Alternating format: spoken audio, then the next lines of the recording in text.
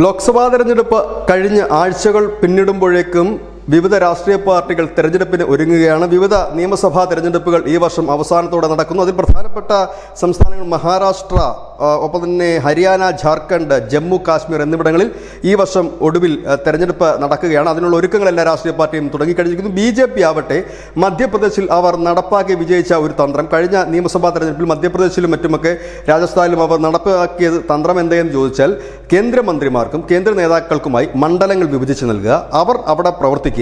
അതിനുശേഷം ആ നേതാക്കന്മാർക്ക് മുകളിൽ നേതാക്കന്മാരെ വെച്ചുകൊണ്ട്, അതായത് ഓരോ മണ്ഡലത്തിനും ഒരു കേന്ദ്രമന്ത്രിയോ ഇല്ല കേന്ദ്ര നേതാവോ ഉണ്ടാകും.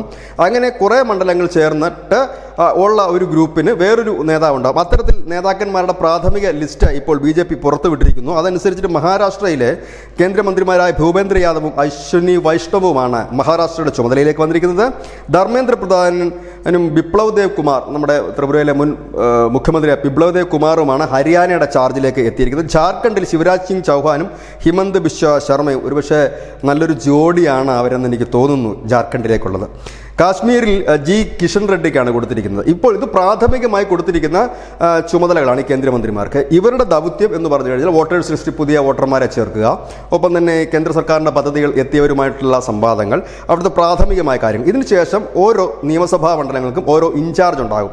അത് കേന്ദ്ര നേതാക്കൾ തന്നെ ആയിരിക്കും. കാരണം BJP സംബന്ധിച്ച് പറയുകയാണെങ്കിൽ അവർക്ക് അനവധി കേന്ദ്ര നേതാക്കന്മാരുണ്ട്, അതുപോലെ വിവിധ സംസ്ഥാനത്തെ അധ്യക്ഷന്മാരടക്കമുള്ളവരുണ്ട്. നമ്മൾ കണ്ടിട്ടുണ്ട്, നമ്മുടെ കേരളത്തിലെ സുരേന്ദ്രനും ശോഭാ സുരേന്ദ്രനും അടക്കമുള്ളവരൊക്കെ മറ്റ് സംസ്ഥാനങ്ങളെ പ്രചരണത്തിനൊക്കെ ആയിട്ട് പോകുന്നത്. അത്തരത്തിൽ അവർ ഇങ്ങനെ ആളുകളെ അല്ലെങ്കിൽ നേതാക്കന്മാരെ എത്തിക്കും. കാരണം ഇത് വളരെ കുറച്ച് സംസ്ഥാനത്ത് മാത്രമായതുകൊണ്ട് BJP കണക്ക് അനവധി നേതാക്കളുള്ള ഒരു പാർട്ടിക്ക് ഇത് വളരെ ഈസിയായി ചെയ്യാൻ കഴിയും. ഇത്തരത്തിൽ അവർ ചെയ്തതുകൊണ്ടാണ് മധ്യപ്രദേശിൽ അവർക്ക് വലിയ വിജയം നേടാൻ കഴിഞ്ഞത്. News desk news India Malayalam.